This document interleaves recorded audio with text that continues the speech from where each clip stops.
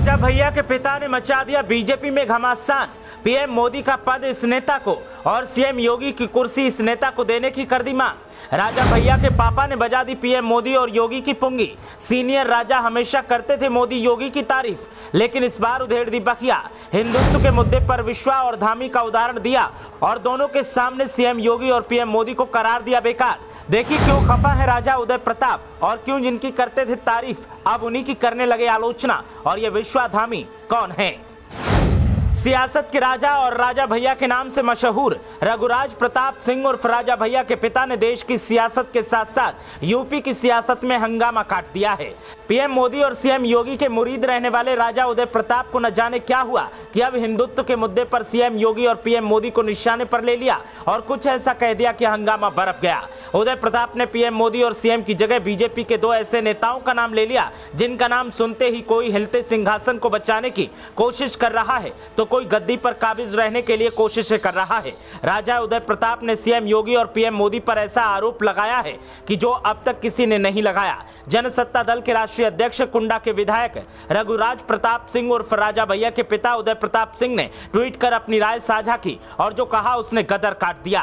राजा उदय प्रताप ने कहा कि मोदी योगी मुसलमानों को खुश करने में लगे हैं, जबकि इनको देश और प्रदेश की कमान क्यों सौंपी गई थी वो सबको याद है, लेकिन ये दोनों भूल गए। ये लोग जो काम कर रहे हैं वो आने वाले दिनों में घातक साबित होंगे। उदय प्रताप ने कहा कि अब विश्वाधामी शायद कुछ संभाल लें। विश्वा यानी असम के सीएम हेमंत विश्व शर्मा और धामी यानी उत्तराखंड के सीएम पुष्कर धामी से उदय प्रताप का मतलब था।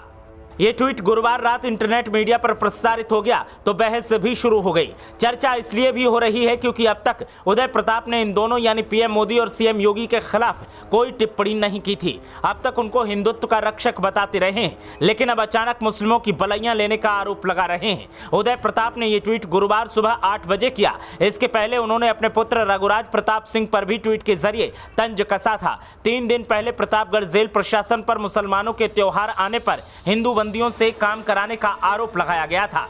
अब पीएम और सीएम को मुसलमानों का समर्थक बताकर नया मुद्दा खड़ा कर दिया है, लेकिन इस बहस में हेमंत विश्व शर्मा और पुष्कर धामी का नाम जब से सामने आया है तब से हंगामा और ज्यादा खड़ा हो गया है। दावा किया जा रहा है कि उदय प्रताप के इस बयान से बीजेपी को नुकसान होना तय है। एक तरफ बीजेपी हिंदुत्व का कार्ड खेलकर जीत का ख्वाब देख रही है तो दूसरी तरफ उदय प्रताप ने जो दावा किया है उसने हंगामा खड़ा कर दिया है और वोट बैंक में इससे कटौती हो सकती है। अब देखना यह है कि बीजेपी इसका काट कैसे ढूंढती है।